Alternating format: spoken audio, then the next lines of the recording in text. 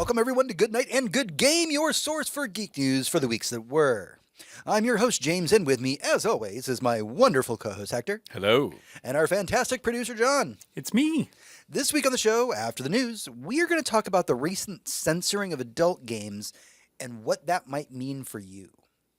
But before we start, don't forget that you can head over to goodnight.gg, where as a patron of our show, you can suggest topics for us to talk about. Also, as a patron, you get access to our off-week episodes. We are now 3 episodes into our Tales from the Crypt watch, and everybody seems to be having a good time. Great time.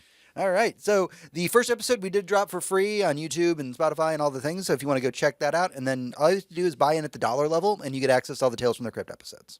All right. With all that out of the way, it's time to get into the Weekly Raid. The Weekly Raid.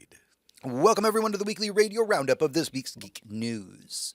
This week, we're going to be going over some of the announcements of San Diego Comic-Con, so let's just dive right in. The first thing to note from San Diego Comic-Con that was fun was that Vince Gilligan, the creator of Breaking Bad, revealed a new show called Pluribus. It's going to be an Apple TV show, I believe. And the premise of it, well, I'll just give you the line of it. It's a genre-bending original in which the most miserable person on Earth must save the world from happiness.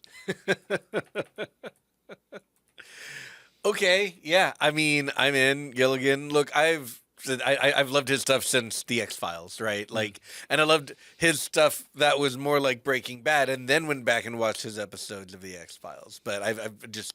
The guy doesn't miss. He's got the talent. He's got the sauce when it comes to writing. So yeah, I will watch. If you've seen Breaking Bad at all, if you've seen Better Call Saul, like you know what you're in for. It's good stuff. Yeah, Better Call Saul was one of those shows that I just did not expect to be as good as it was. Yeah. Like I did not. I would have never said that it could possibly be better than Breaking Bad, but maybe it was. Maybe it was. And I felt that way at points while I was watching it because I was like, "Am I betraying Breaking Bad by saying this might be better?" And I've watched it like 3 times all the way through. I'm not lying. I think it's a Hattori Hanzo situation, guys. I think you just can't compare his shows to each other. You have to compare them to every show that wasn't made by Vince Gilligan. Right. You know? So it's prime lenses. The great thing that Vince Gilligan does is he really like takes a very simple premise and then just writes a fantastic story about it. Like the thing about Breaking Bad and what made it ultimately one of the more watchable shows back when we still did water cooler shows, right? Was that you could tell somebody the premise of Breaking Bad in 2 sentences. Oh, yeah. And like that's what this upcoming show is. It's literally just like the world's most unhappy man must save the world from being happy. Yeah. That's it. Done. However this is going to play out, who the fuck knows? But also like Apple TV's been doing some weird shit lately, so like I never would have expected something like Severance to exist. Yeah, that's a very good point. Yeah, Right. and Apple TV's just been kind of going with banger after banger, according to anyone you talk to who's watching any of their shows. It's just really good, solid shows coming out of there. We'll see if there's any money in it. Yeah, I know, that right? is very, very true. Next up for San Diego Comic-Con news, the creator of Rick and Morty got on stage. Dan Harmon was on stage talking about they are going to be doing a spin-off series called President Curtis. Okay. So this is going to be about Keith David's character, and they're just going to do a straight-up like president show. The president who handles international or interdimensional diplomacy. It's going to have paranormal investigations. It's going to have all kinds of weird stuff. I don't know. You're probably the biggest Rick and Morty fan in the room. So how are you feeling about this? Definitely the biggest Dan Harmon fan. I mean, I've seen all of Harmon Quest. I've seen Community probably 4 or 5 times. I watched it. I happily watched it even during the gas leak year. Love Rick and Morty. I think I fell off of it right during all of the Justin Roiland drama. And I know there's more, and I know he's gone. But I just haven't picked it back up since then. Right. But you watched that other show, Solar something? Solar Opposites was also very, very well written and very cool. I don't know what became of that show either, considering I don't think Harmon had anything to do with that one. Okay. I think that one was just Justin. So, I don't know what's going to happen there. But Dan Harmon, for anyone who's never seen it, who plays D&D, and has people they want to get into D&D, but don't know how to like reveal this part of yourself to them, have them watch Harmon Quest. because it's just a bunch of celebrities, and comedians of different kinds that they might know. I mean, you have like Aubrey Plaza was on an episode. You have like real celebrities there all the time, and they're just playing D&D, and they're like animating it slightly, but it's mostly just a shot of like 5 people at a big table playing D&D together, and it's so charming and so funny and so witty and so watchable. It's just really good stuff. So, yeah, the thing about Rick and Morty and Dan Harmon and the president is the president voiced by Keith David was always kind of a joke until they started. Keith David, who just got a star on the Hollywood right. Walk. He did just get a star, didn't he? Yeah, Well, he did. well deserved and long overdue, if you ask me. But yeah, his character became more of a foil for Rick and became like, if this guy has all this technology, then I'm the president of the United States. I should have all this stuff too, And this seems like fun. This seems like Dan Harmon's excuse to write a show about a cool president who kicks ass, because that's a nice fantasy to have. Well, one of the bigger announcements to come out of San Diego Comic-Con was that Coyote versus Acme got a release date. Oh, wow. So the TLDR on this, if you haven't been following it in the news, was that Warner Brothers made this comedy called Coyote versus Acme. It had all the celebrities in it. Tons of money was put into making it. And then Warner Brothers crunched the numbers and they went, it'd be cheaper if we just don't show this to people. Yeah. And they're like, we would save money by not showing this thing that we have filmed to completion. And this was kind of one of those release the Snyder Cut situations where a lot of the actors who were involved in it were like, hey, by the way, guys, test screening said this is like an amazing fucking movie and they're not going to release this movie that I'm in. And so it just kind of sat in this development pit until somebody offered them enough money to say, hey, why don't you go ahead and release Coyote versus Acme?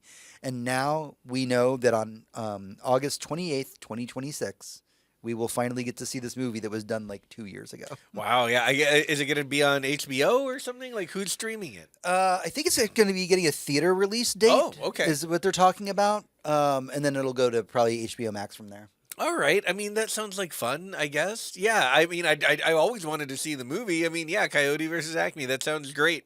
Let's get some Looney Tunes up on the screen. I don't... The shenanigans of having an entire movie created and, like, people act in it and people spend their time making it and then taking the tax write-off for never releasing it rather than actually releasing it and hoping it does well. I'm sorry, did you not see The Producers? Yes, I know. The whole Producers was supposed to be a joke.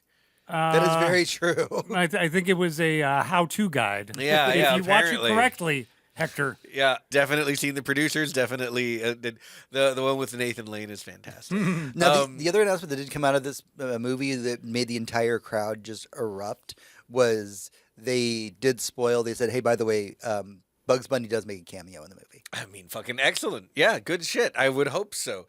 Yeah, I hate how cynical it is that we just throw away art probably for a good-looking quarterly return, having no idea how well the movie will do. They just needed that money right now, so they throw away a bunch of people's hard work and art.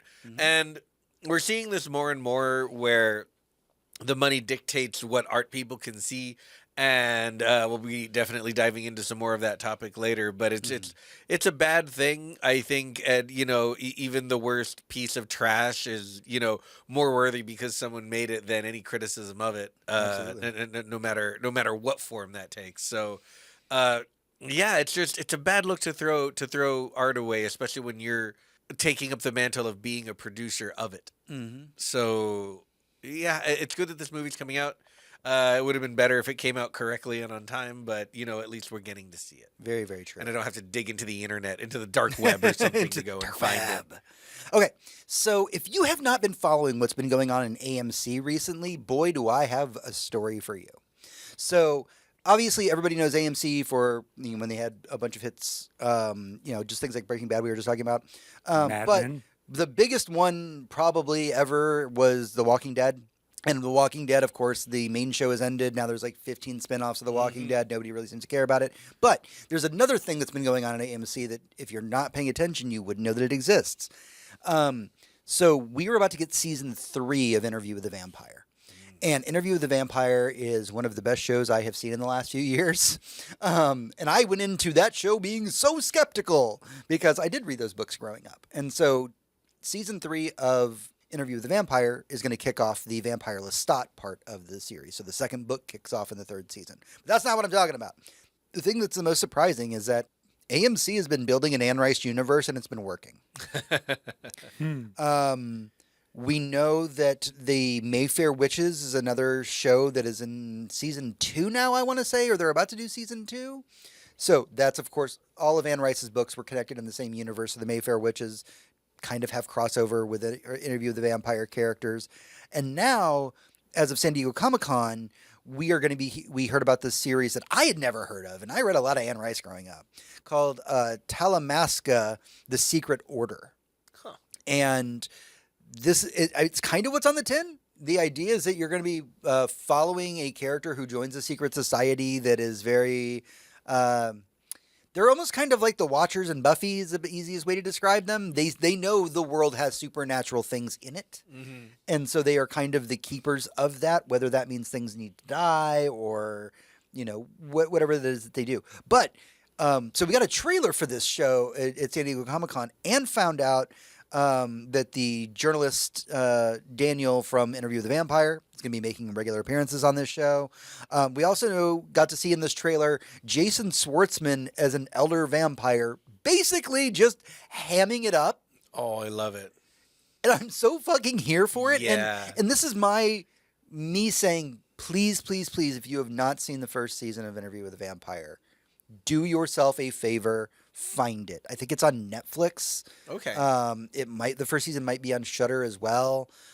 If you like the first season of that, you're gonna love the second season. Everybody's getting super excited for the 3rd season. And like I said, AMC is quietly building this Anne Rice universe out of all her books, and they're doing it good with a high production budget and care to their characters. And like Daniel from Interview with the Vampire, he's going to be a crossover character for these things. And I haven't seen the Mayfair Witches yet, but I've heard good things about it. Okay. So yeah, very exciting. Moving on from there, let's talk a little bit about the upcoming Predator film. So director Dan Trachtenberg had a big panel. Of course, if you saw Prey, Dan Trachtenberg was the director of that. Yeah. He was also the director of Hunter of Hunters. Mm-hmm. Which was fucking awesome. Fantastic animated shorts. By the way, I would mean to tell you, Hector, as I learned today, Hunter of Hunters just got a new ending that you can watch on Hulu, because the movie is available on Hulu, that directly ties into Arnold Schwarzenegger's character from Predator. Huh, cool. But he went ahead and talked a little bit about the upcoming Predator film that we're going to be getting here. It's going to be releasing in November while we're in Japan, actually. Oh, right on. This is going to be the Predator film that has a Predator as the main character.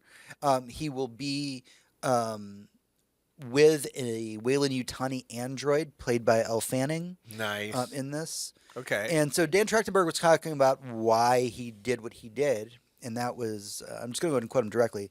So the Predator never wins, right? They're supposed to be the greatest hunters in the galaxy, but humans seem to be really formidable and have always taken them down.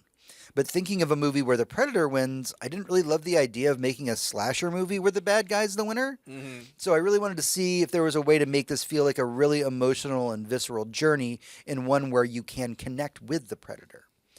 So I realized there's this other thing in the franchise where there's a lot of great side characters, right? We fall in love with creatures and robots, and they're often relegated to being the sidekick or the villain, but never the protagonist. So to me, this was a bigger deal to take the Predator and put him at the forefront and make the android the side character. Yeah. No, I like that a lot.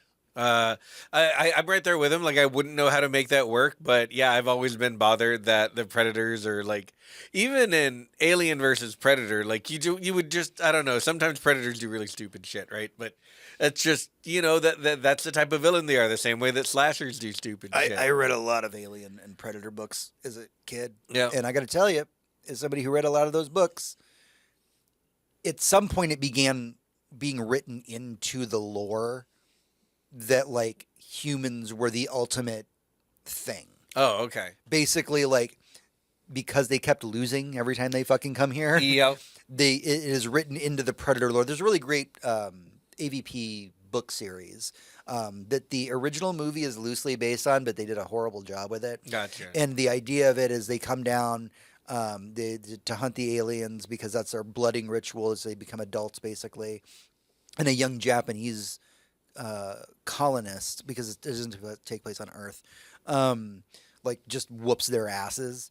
Yeah. And she then leaves and goes to live with the predators. And she becomes one of their tribe and experiences so much racism. Like, they are so racist against humans. Like, they fucking hate them. But in those books, they talk about how, like, I believe it's called the soft meat is what they're called because aliens are the hard meat. That, like, the soft meat is the ultimate trophy because they're the ones that can actually kill us and, like, are smart enough to take us down. So it has always been written into the canon of them at some point that, like, humans are the biggest prey. Yeah. But to the point here, it's really cool that we're going to see, like, a predator forward movie where we get to see a predator be a badass instead of just getting whooped. Yeah. No, that sounds like honestly really fun. So, a new Star Trek series was shown off at San Diego Comic-Con. Quote, Star Trek Starfleet Academy follows the adventures of a new class of cadets in one of the most legendary places in the galaxy. Under the watchful, demanding eyes of their instructors, they will discover what it takes to become Starfleet officers as they navigate blossoming friendships, explosive rivalries, first loves, and a new enemy that threatens both the Academy and the Federation itself. Yeah, this sounds amazing. I don't know why we didn't do this a long time ago. There have been so many Star Trek spinoffs, and all anyone really wants to know is, like, what's it like to not be on a starship? Like, you have humans everywhere, and, like, we know there's an academy. We know that there's, you know, a whole society that supports such a thing. You know, we just tell us more about that. And yeah, this. I haven't watched a new Star Trek series in quite a while, and I'm pretty on board for this. Yeah, I'm super excited. Like, I'm not a big Star Trek dude, but, you know, a lot of my friends are, and a lot of them, like, came around to the Picard series eventually. They're like, it just starts really bad. It gets better, but, like, geez, it's rough. And they've been Paramount Plus. That's kind of the selling point of Paramount Plus is Star Trek shows. So, yeah, a lot of people seem to be excited about this one. Moving on from Star Trek, I want to briefly talk about a new animated film that's coming out from Warner Brothers and, of course, DC. And I'm not going to try and pronounce the name of it because I am way too white to pronounce that. But I'll give you the translated name of it, which is going to be Aztec Batman Clash of Empires. Cool. And it's going to be an original feature-length film that just takes Batman, and we're just going to retell Batman's whole story, but we're going to be doing it in the midst of Mesoamerica.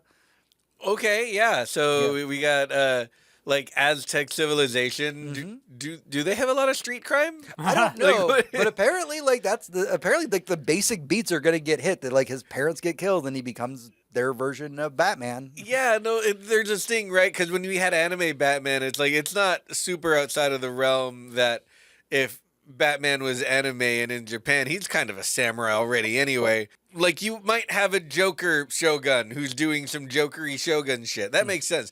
I don't know what the equivalent of a Joker is here with the Aztecs. A Spaniard.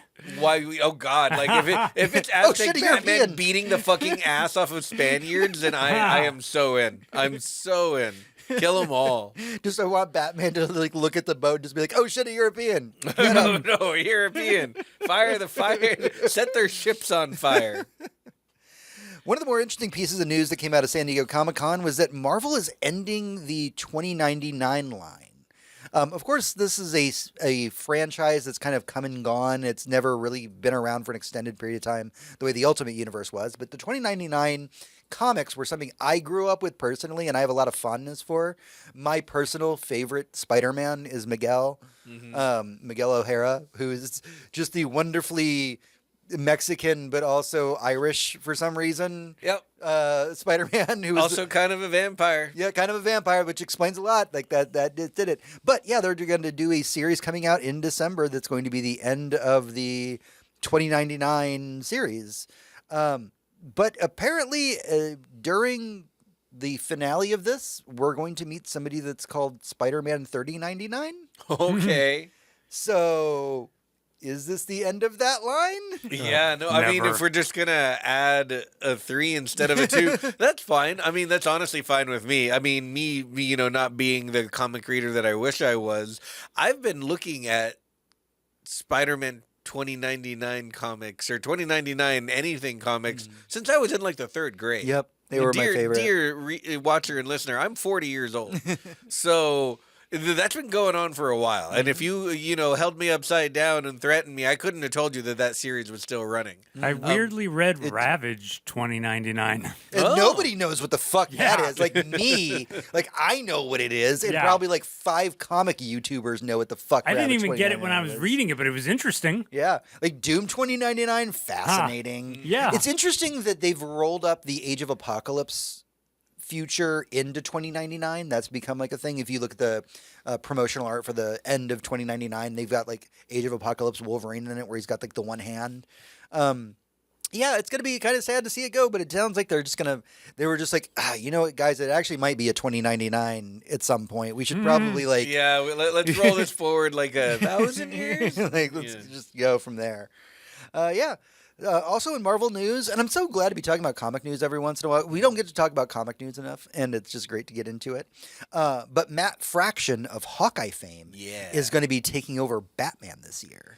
That's interesting. Fraction is bringing back the iconic gray suit Batman, and he's saying there is a reason within the comics why Batman is going back to that outfit. Okay. That being said, during his big panel, and by the way, if you have not read Matt Fraction's Hawkeye run, if you need one comic recommendation. Yeah, and if you think it's not your thing or you think Hawkeye is boring, I empathize with all of these opinions So does Matt you Fraction. might have. These comics are incredible. They're funny. They're full of personality. They're incredibly well written. There is an entire issue that's just from the point of view of a golden retriever, and you just spend a whole issue with Pizza Dog and never a word is spoken because the dog only understands and thinks in thought bubbles and pictographs, basically. It's wonderful. It's so good. I can't recommend it enough. And this is just from the mouth of Matt Fraction himself. He says that he considers Batman to be the coolest superhero of all time. And this is coming hot on the heels. I want to say Chip Zdarsky was working on Batman or something before that too. So a lot of these like Marvel vets went over to start working on the current run of DC. And like I said, Matt Fraction's Hawkeye, one of the greatest comics to ever exist. So good. All right, finally this week, the biggest panel out of Comic-Con this year was a surprise panel that had George Lucas, Queen Latifah, and Guillermo del Toro. Okay. So, believe it or not, this was the first Comic-Con or possibly convention ever that George Lucas has ever been to. Right. Yeah. From what I understand, he does not do that at all. Yeah. So, they put on this panel, and the entire panel is about the passion project that George Lucas is currently working on, which is just called the Lucas Museum of Narrative Art. Okay. Now, this is going to be opening in Los Angeles in 2026. This is a quote from Lucas directly from the panel. It says, "Society cannot exist without a common belief system, and that's where illustration is vital to show you what that means in everyday life. Science fiction is a myth, but we've made it real.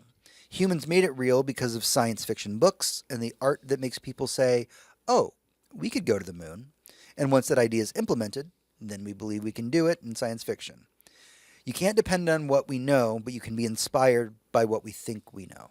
From that part of the panel, Del Toro went on to talk a lot about how he nearly lost his entire vintage horror collection in the California wildfires. Oh. He said there is a very good chance that a lot of his collection will be moving to the Lucas Museum. And then Del Toro went on to say, quote, "By the way, comics were the first one to punch Nazis before movies." Mm-hmm. True that. So the idea is that this is just a pop culture museum of sorts that Lucas is putting on that's really going to be about narrative and specifically based around like science fiction and horror and things, not just random pop culture the way that like the Seattle Pop Culture Museum is. Right. You know. What are your thoughts about this, Hector? I mean, this is a wonderful thing. Lucas, while, you can say what you want about whatever level you think his talent reaches, has always taken very good care of not just the things that he creates, but also very good care of like the art around him. You know, he was always very careful with new media formats when it came to Star Wars, and with how he let it out into the world and when. Well, let's not trigger any old school Star Wars fans out there. He has pretended that a lot of things don't exist, and he has not even handed over the original prints, even though they were inducted into the Library of Congress. Oh yeah, absolutely. So watching him, decide to build something like this is really nice. We're watching a lot of our more aged, creators come to a point where they're like, I really want to leave something good behind, not just a bunch of movies I made money on, and this is I think objectively a good thing. And not for nothing, like, not to go back to the Lucas of it all. I don't know, man. Like, I watched THX when I was a teenager, and like, I really liked it. I was like, it's cool. I was like, this man had this in him. But which version did you like? I don't know, man. Because you don't have access to the original I just one. watched I guarantee whatever you I that. could get my hands on, and I was like, man, this dude has like some indie ass shit in him. Like, I still need to watch American Graffiti at some point because I just like. It's I a wanna see good it. movie. Well, it could be a good movie again if they actually rescanned the original prints, but it has been 4K'd and upscaled Right. to death. Yeah. But yeah, this is really cool that like he's kind of taking the latter part of his life and just wanting to like house a museum to celebrate things like science fiction and horror. Yeah. Whereas normally those are kind of not for nothing. Like I've been to the Seattle Pop Culture Museum, and funny enough, horror is relegated to the bottom floor. Yeah. And that's kind of adequate, but also kind of a metaphor the way that we think about horror, right? There's a reason why people kept using the fucking term elevated horror for so long. Right. It was like, oh, I'm too good for horror. I watch elevated horror. It's a genre film. I like genre I film. fucking hate that term. God, I will fucking die on that hill that I fucking hate the term genre film. It's a horror movie. It's a spooker. It's fine. It's okay to say that the point is that it unnerves you in one way or another. That could mean jump scares. That could mean, long, prolonged, bits of tension. But yeah, we don't need to change the label because we think our label sucks. We need to own our label. Mm-hmm. Absolutely. But it did help to have Anthony Hopkins and Kathy Bates come along. Very true. Very true. All right, that's everything that we have for the news this week. But stick with us as we get into our main topic in the boss room. Boss Room. Hey everyone, welcome back to the show. It's time for the Boss Room, sometimes related to the news and sometimes not. This is the part of the show where we can dive deeper into our opinions on things like this week's main topic, adult game censorship. Okay, before we start, I'm going to give you a small warning. We will be discussing games that have very dark themes such as sexual assault. And while we will not be getting graphic about it, it is important that we approach this topic with the care that it deserves, and as such, we will not be censoring our language. Okay, there will be no unaliving of things. We're using the real adult terms for No things. PDFs. Right. We're using adult words. This is an adult show. We need to talk about this like fucking adults, not things that are censored on YouTube. Mm-hmm. All right, let's get into it. Over the last couple of weeks, an Australian anti-porn lobby group pressured payment companies like Visa, Mastercard, and Stripe to refuse taking payments from websites such as Steam and itch.io due to having adult content games on their site that contained content that includes rape, sexual violence, and incest. Itch is an indie game development website that responded by immediately removing any and all adult games from their site. And it happened so quickly that many game developers only found out after it happened. Steam also began to delist games that would fall under this not safe for work banner. So, the abridged version of all of this is that a lobbyist group pressured financial institutions into refusing payment from gaming sites that had not safe for work content, and the backlash has been huge. The award-winning horror game Mouthwashing was actually even caught up in the removals, and that is a game that only implies sexual violence. Right. Okay. Now that we have laid the foundation for everybody, and I hope that I described that as clearly as possible because it's a complicated issue, let's get into this topic because this is a very, very serious problem, even if you don't think that it is. Right. So we can kind of go back a little bit with the history of, well, obviously there's Australia, and Australia has always had insane censorship rules when it comes to video games. And I don't know where that came from. It doesn't seem like a particularly large part of their culture to me, but I'm not Australian. I don't totally know. I'll ask Skillup if I ever get to meet him in real life what the deal is with that. But they've always, gone further with censorship. We won't release a game like Grand Theft Auto in our country, or if we do, it's, only available to adults under like a adults only rating, not M, but X, that sort of thing. But here's where we start to go wrong. Steam has usually in the past, if not always, respected individual countries' bans or rating limits and said, fine, we will sell the games in your country the way that you say that we can sell them. And if you don't want a game to be available in your country, then it won't be. But here we have something far more sinister going on, because when those countries say, no, don't sell the game anywhere, Steam tells them to fuck off. Kick rocks. No, you can't determine what we sell everywhere. We're a global store. Itch.io, pretty much the same thing. But it wasn't the Australian government or a lobby group that came to them. It was the people who processed their payments. This is the problem. The problem is that if from one day to the next, Itch.io can no longer accept money digitally, they're fucked. Like immediately from the beginning. It's your bank telling you as a company, hey, we don't want you to sell this anymore, and if you do, you can't keep your money with us. It tanks your entire business. So it doesn't surprise me that Itch.io, which is comparatively a very small operation, caved immediately. What was that? Or we can't make payroll because where's our money? It's in the bank that won't do business with us. And Itch notoriously isn't a high-income website, just so you know. It is a passion project where you can upload games and basically ask for handouts. Yeah, you ask for handouts, you ask for people to play an early concept of your game that you want to eventually release on Steam. Tons of indies have come from there and lived the first half of their lives there and then gone on to be very, very successful. But to have this cave so quickly was, really disconcerting, because as much as you want to say or be mad at, this lobbying group from Australia, what I really, really have a problem with, and especially once we get over to the Steam of it all, is that there's a credit card company telling an entire nation of people what they can and cannot purchase. And forgive me for using the term so loosely, but what kind of art they're allowed to see. Far be it for me to, be the arbiter of what art is or isn't.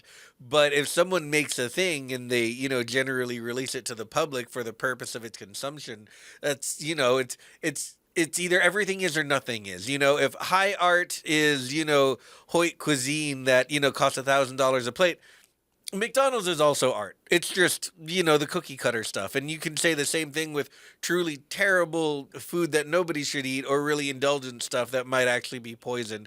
The metaphor that I'm losing myself here in is the pornography of it all, right?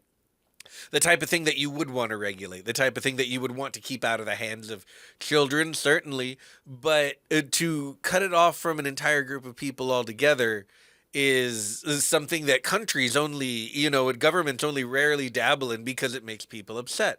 But then here comes along a payment processing company saying, no, you can't do this, or we will take away your ability to use money. And then we get to Steam. Probably the most successful, largest store on the planet. I mean, obviously there's Amazon if you want to count. They make like Amazon billions of dollars a day, basically. But yeah, Steam is the place to go to play PC games, to play games on a PC or on your Steam Deck or however else you get your video games. If it's not a PlayStation, an Xbox, or a Nintendo, and you're playing a video game, it's probably coming from Steam. It's enormous. It makes all the money. It dictates the way that the market goes in so many great ways. It platforms indies. It makes discoverability important. It has constant sales to try and get people involved in like the community of video games and so many great accessibility options. And when faced with the same threat this giant, this monolith of gaming websites had to say, okay, yeah, we'll remove them. Right. Because it's Visa. It's not, the political action committee for moms against nudity. It's Visa. You can't just tell Visa, fuck off. I read a lot of articles in the lead up to writing up this topic because I wanted to get as many perspectives as possible. I wanted to really understand what was going on with this issue so that we could speak to it intelligently and try and relay that information to all of you in a way that's easily digestible. The thing about it is, the thing that's not being talked about, there's a word that for whatever reason we were just allergic to using on all the reportings of this, and the word is precedent. Mm-hmm. So it's easy for us to, from the outside, look at the games that were banned. And again, let's go through that list real quick. We're talking about sexual violence. We're talking about incest. We're talking about rape.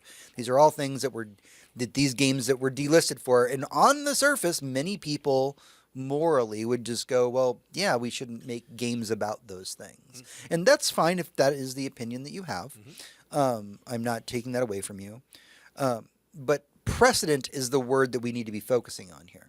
Because if we allow a financial institution to regulate our art, and I know that this will come off as a little bit extreme to people, but what is about sexual violence today will be about regular violence tomorrow. Absolutely. Yeah. I mean, we are one step away, honestly, right now. Look, no one mourns the loss of like a 50-cent, anime porn game that you get, or some kind of horribly made it with horrible bad taste, like Rape Simulator that somebody made to be edgy and threw out on Steam for a couple of bucks. Which does exist. Which absolutely does exist.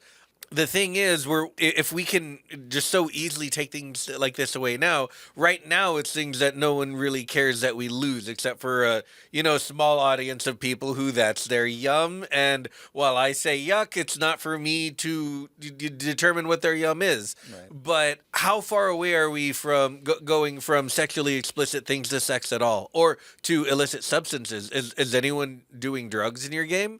Can't have that. Drugs are illegal. Drugs are bad for you.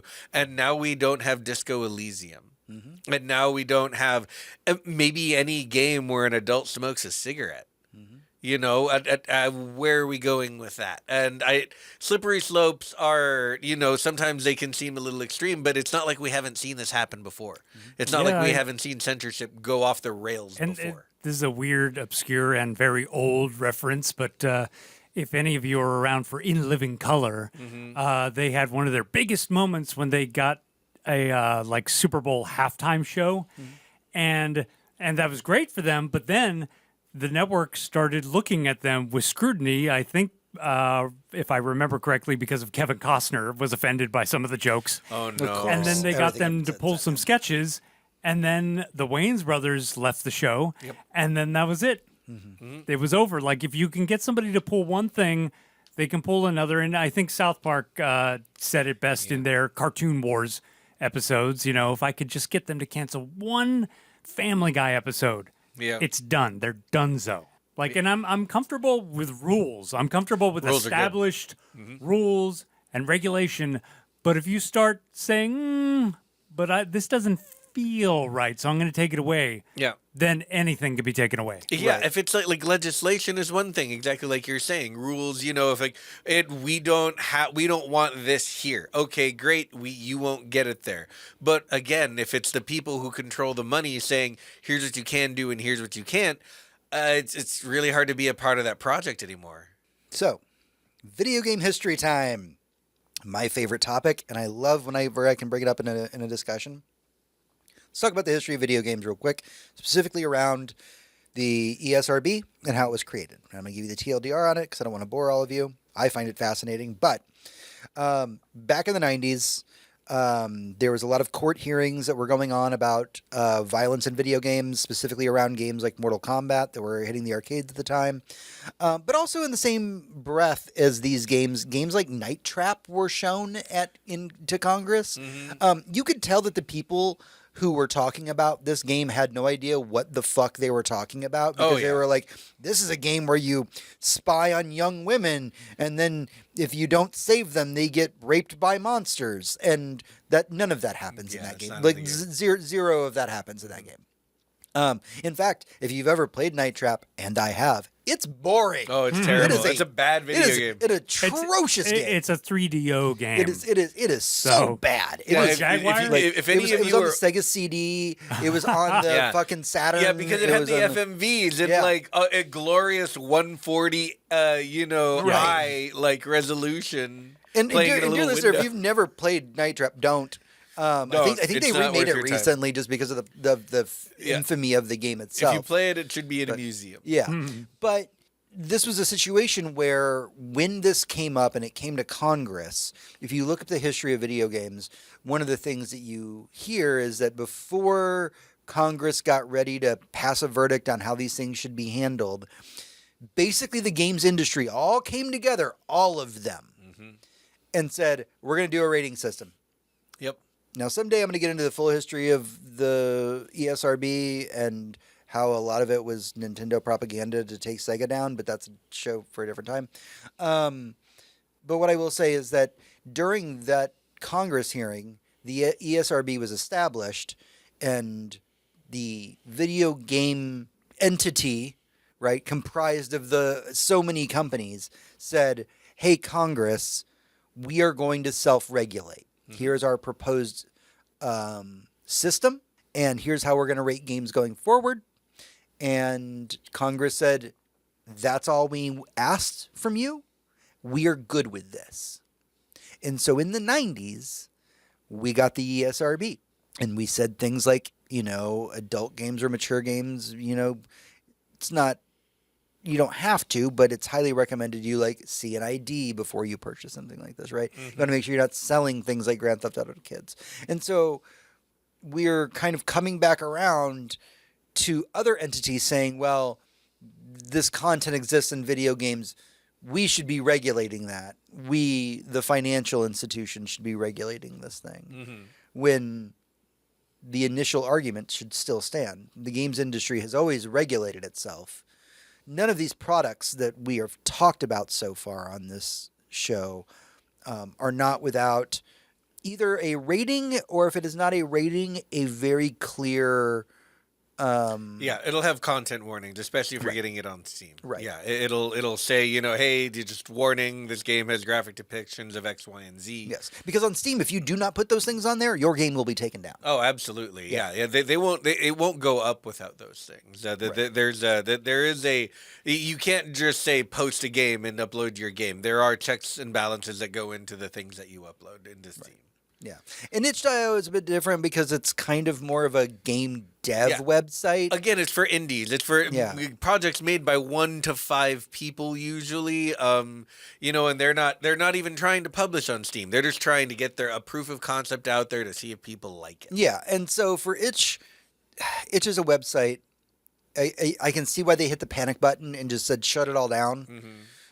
Because it'd be so easy for that website to go down. But at the same time, you look at something like what they did and say, well, Itch has rules. Their rules are, if you upload something with adult content, it must say in your description what kind of adult content is in there. Right. It's not like they haven't self-regulated. Right.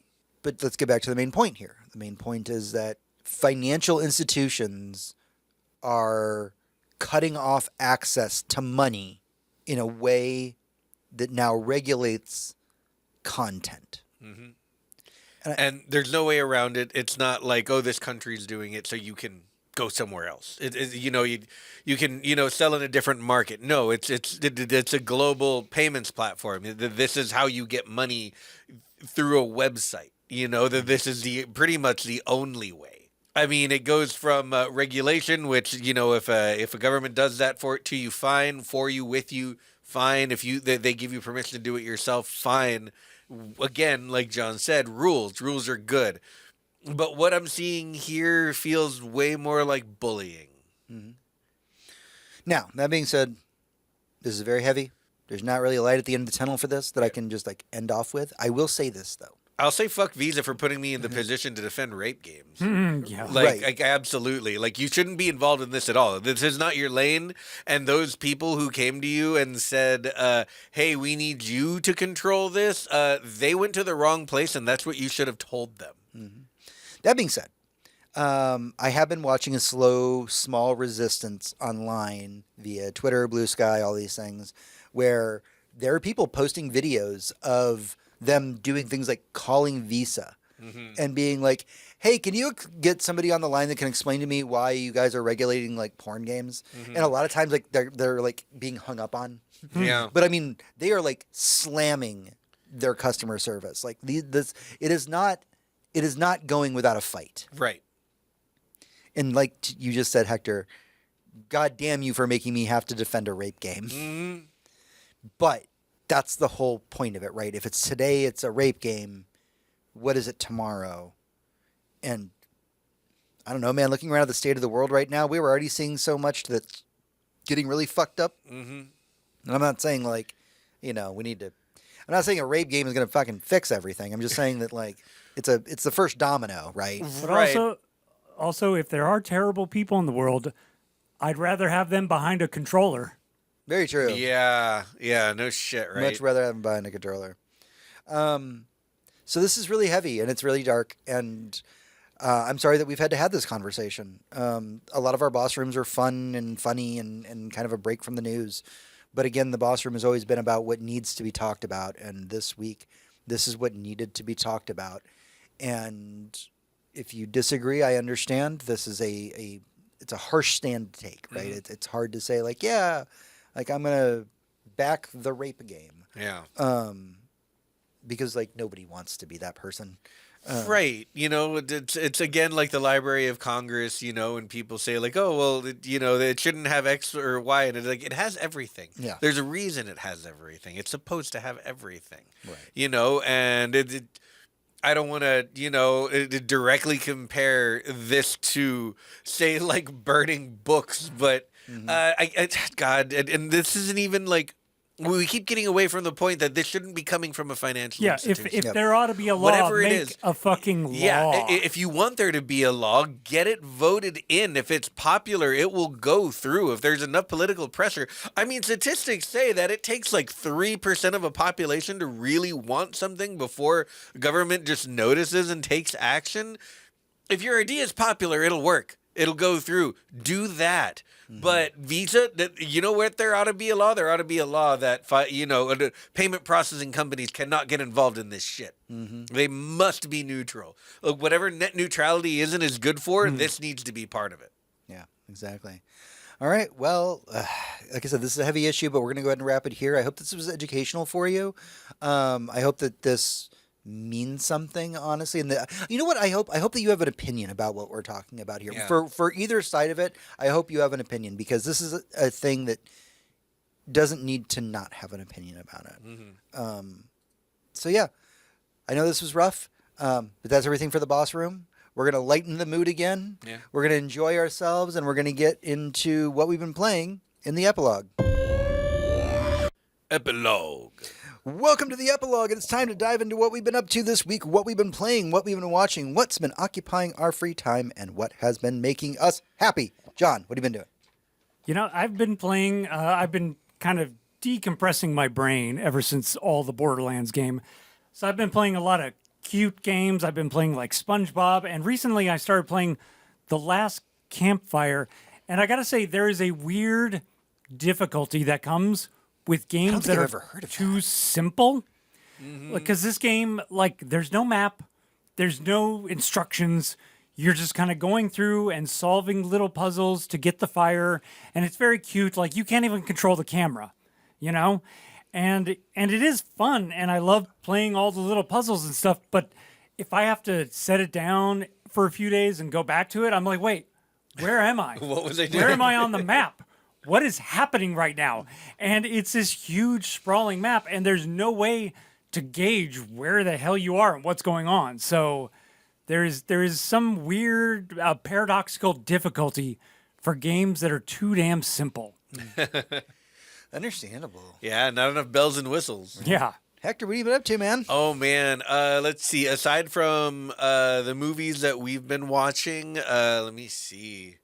You know what? I watched Megan 2.0. You're That the was one. good. You're the one. It was me. It was just me. I was the one. I did not care for Megan the first one. I kind of did not care for it at all. I felt like they did show literally every kill in the trailer, and the rest of the movie that wasn't the kills was kind of boring. Mm-hmm. Megan 2 was awesome. Megan 2 was their weird sci-fi direction that they wanted to take this horror movie about a killer, girl's, best friend doll, and make it into more of a, Aliens meets like Terminator vibe. It was really cool. It was a lot of fun. It made even the dolls were fun because Megan's got a bit of a mouth on her and she's got a personality. It's good. It's such a fun, like, popcorn, like, horror adjacent movie in the way that Aliens is horror sometimes, but it's mostly hoorah action and shooting. It's good. I do recommend it. I Maybe don't I'll watch recommend that Megan tonight. 1. I don't recommend you watch it before you watch Megan 2. You can forget that movie exists. The second movie explains to you what happened very quickly, and then you move on. I might watch that tonight. It's good. Like I can absolutely tell you, like, without any kind of like so bad it's good. Like it's just good. It's just a fun movie. Let's see. I finally started playing Clair Obscur again. I'm about to finish Act 2. It's still very tightly right at the top of my Game of the Year list, even though I'm maybe a little over halfway through it. Have you been exploring the mansion? Yes, I have been exploring the mansion. I've found a couple of secrets. I found a little tunnel behind a bathroom mirror. And I found the puzzle. I don't think I got the bathroom mirror one. I think I saw somebody on TikTok go, like, oh, yeah, this would be so funny if I shot the bathroom mirror and there was something behind it. And I went, wait, there's something behind it. Yep. And then, there's a puzzle by the piano, Yep. with all the little candelabras that you need to rotate. Yeah. Man, what a great game. Like, everything about that game is just amazing. We and like are going to be doing a whole ass Clair Obscur episode when we're done. This is a kind of like just a perfect home run type of thing where sometimes the game industry needs a certain type of game, and even if it doesn't know it needs it, and then it just lands. A right lot where of it our was meant favorite to. YouTubers that I've been watching talk about this. Skillup said it, but several other people have said it as well. They've called it a generational game. Yeah, absolutely. Like this is the type of game that even if they don't mean to, creators will be borrowing from for probably the rest of our lives. Okay. Yeah, and that's aside from the theater movies we've seen, that's all I got for now. Okay. So I want to talk about a couple things real quick. Finished Death Stranding 2. It really good. Really had a good time. It made me do a big sad. There's a lot of sad in Death Stranding 2. It is not a happy game. It starts sad, and God, I feel like it ends pretty fucking sad too. And that's saying something because I played Clair Obscur. Yeah. Death Stranding 2, absolutely fantastic. Absolutely worth your time. Everything that they do quality of life wise, thank you, Kojima, for listening and doing that. It makes me happy. I love that melee is a really viable option. It's not only a really viable option in Death Stranding 2, it's like the only way to kill robots in some places. Oh, like the robots' weaknesses are melee. Like that blew my fucking mind when I figured it out, by the way. Because like there's the first time you fight these ghost robots, and this is really early into the game. First time you fight them, like I must have had 20 guns on me. And I was like, oh, it's like a fucking Looney Tunes episode. Let's fucking just start pulling guns out and shooting. And they do not give a fuck. Yeah. And then at some point I killed one, and I killed one by running over it. Like just 50 billion miles an hour just rammed this thing, and it died. And it dropped something called a ghost blade. And I was like, why would I attack anything with a sword? Forgetting this is Kojima we're talking about. He loves cyborg ninjas. Oh, yeah, he does. And so you like pick the blade up off the ground, and like mentally I could just hear like samurai music start. And then I like attacked one of the robots, and he died in like 2 hits, and I was like, oh. what appears to be the most difficult route to taking things down is, in fact, the easiest. That's the way to do it. Tons of fun. Had a really good time with it. I want to get into the movie that we were really excited for. I've been in a horror binge recently. We're right around the corner from my turn at the movie Wednesday movie night. So I've been playing a lot of catch up on movies that I've been missing so I could make our selection for what we're going to be watching this year. Big recommendation for if you have Shudder. There's a movie called Deadstream on it. Deadstream is if you're not down with the premise of this movie, you're not going to like it. I'm going to tell you right now. Because it is a completely shot as a live streamer. Oh. The premise of the movie is a really famous live streamer, like very Dr. fucking what's his name, gets canceled. Mr. Beast, yeah. He gets fucking canceled. And so his comeback tour is, hey, I'm going to spend a fucking night in a haunted house. This movie is not a high budget movie. And I need you to understand, Internet, that as somebody who's a fan of horror, I can appreciate a low budget horror movie. And this movie is so inspired by Sam Raimi that it hurts. And I don't want to spoil the movie for you, but like literally one of the jump scares in the movie is he like moves a sheet that's on his lap and there's a demon between his legs and it bites his dick. Like it is the most Sam Raimi. You can see the makeup lines in some of the fucking spots. It is a horror comedy. It's fucking, as long as you are okay with like the premise of like, I'm watching a live streamer movie, but this definitely feels like it's not a Hello Kids kind of situation. This feels like a live streamer movie that was made by somebody who watches live streams.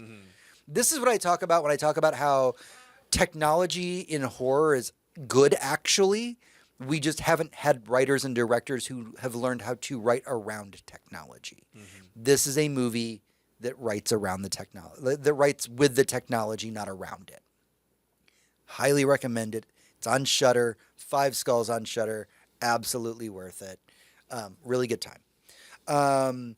We're going to talk about Fantastic Four very briefly. It's going to be no spoilers, obviously. Yep. We are not going to spoil anything. But before we do that, one of the things that I say when we talk about the things that we've been up to this week is I always end it with what's been making us happy. And something that has been making me happy is a gift from Hector, whether he knows it or not.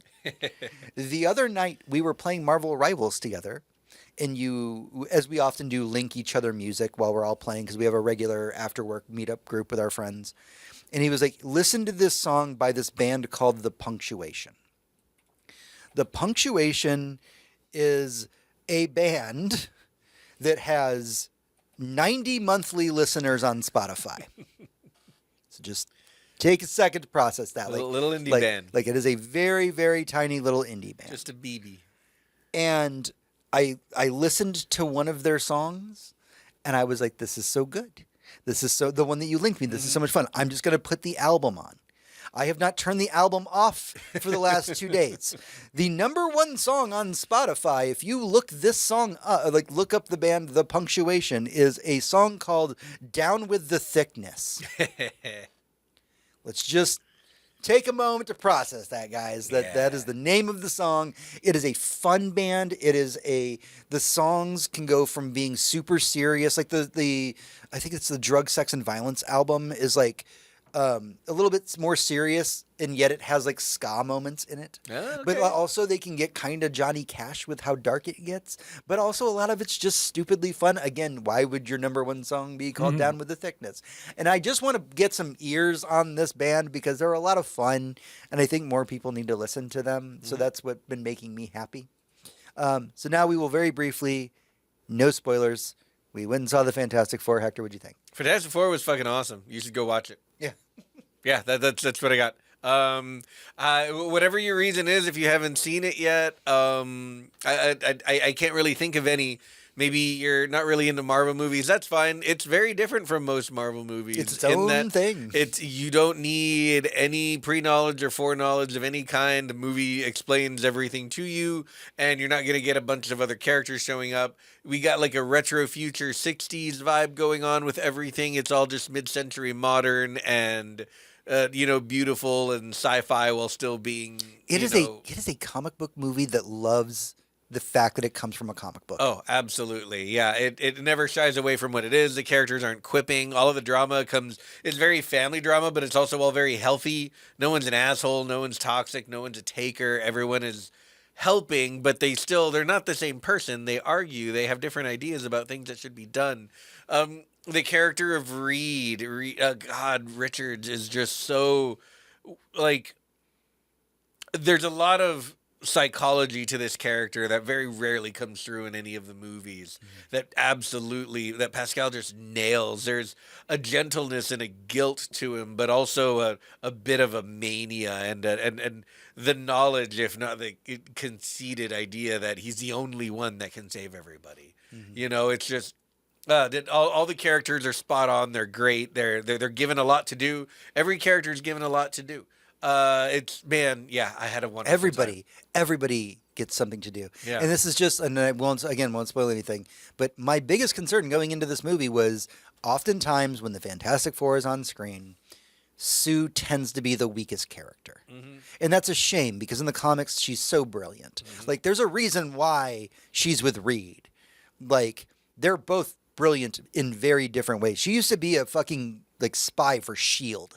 Like, very, very good at what she does. And putting her in a position in this movie where she's like a world political leader fits the character. Sue gets time to shine finally. And thank God for that because she fucking deserves it. And she's always just been the fourth member of the Fantastic Four. I love that the version of Reed that we're seeing is the young, awkward, but intelligent Reed. A lot of Reed Richards' interpretations in the modern day have been very much kind of been in a post-Civil War world where Reed is the most intelligent man in the world and he knows better than everybody else. And it's very Tony Stark in a lot of ways. Like, I make bad decisions for the greater good. Yeah, a bit of a psychopath, bit of a well. Here, I'm the one doing the math, so $1 million for $1 billion. So I haven't seen it. It looks fantastic, but they couldn't find any natural blondes to cast. I can't imagine that matters at all. Yeah. No, does not matter whatsoever. Right. I will say this version of Galactus just fucking slaps. Oh, Galactus was amazing. I'm always so, and Galactus is a goofy fucking character in a goofy fucking premise. And while in all reality it would be terrifying, usually on screen, even the small screen in a cartoon, it comes off a little goofy. This came off fucking menacing and terrifying in all the best ways. And he had character too. He did have character.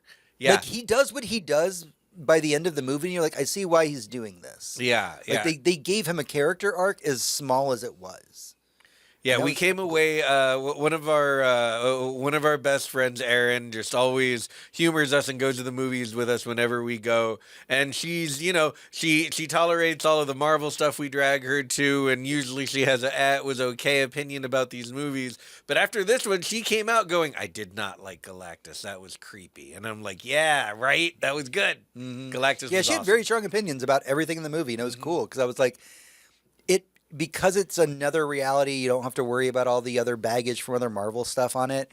It was just nice. Yeah, no homework, just yeah, a movie. No homework. Like, we were sitting through the credits going like, they're going to tie this into everything else, right? Like, they're going to do that, and then they just don't. No, they just don't. It's like, yeah, we'll see these guys again. Don't worry about it. But that's the end of the story. Much like Superman, and again, we're not going to tell you what happens, but it's another great instance where we've given up on having to have the serious end credit scenes. Thank fuck. Yeah. The fact we had to sit through the end credits to know what's going to be coming up next, and now we're just back to having fun with end credit scenes. I don't live in LA anymore. I'm done with that life. There you go. But yeah, Fantastic Four, absolutely great. Do watch it. I would highly Watch recommend seeing it in theaters. If you have an IMAX near you, God, yeah. it is a very different experience in IMAX. Yeah, if you have the full sized IMAX, watch it. Yeah, they make Galactus sized Yeah. in that. So I mean, we just saw it at the Draft House, and I'm like, man, I kind of want to go see it in IMAX just to see what the Have full to drive fucking to shot. Dallas. Right? Nobody wants to do that. All right, that's everything that we've been up to this week. Thank you for tuning in this week. This was a very heavy episode. It was talking about this main topic was not easy, and I thank all of you for sticking with us through it. The idea of censorship in video games being controlled by financial institutions is something that we should all have on our radars, even though it seems dumb to a lot of people. Yeah, no, resist that shit. Yeah, absolutely 1,000 resist times. that shit. That's everything that we have for the show this week. Don't forget that you can head over to goodnight.gg to become a patron of our show. You can head over to facebook.com/GNGGcast where you can chat with us, as well as at GNGGcast on Twitter and goodnight.gg on Blue Sky to talk to me directly. And we're on YouTube. If you're listening, Yeah. please swing on by. Likes Yeah. and follows, guys. That would be great. That does a lot for us because we desperately need those, actually. Oh yeah, please hit us with those. Yeah. And don't forget that you can join our Patreon for just $1, where we are going to be talking about every single episode of Tales from the Crypt. We are 3 episodes in. It's a lot of fun. So good. All right. Until next time, for Hector, this is James. For James, this is Hector. And for you, this is me. Everyone, good night. And good game.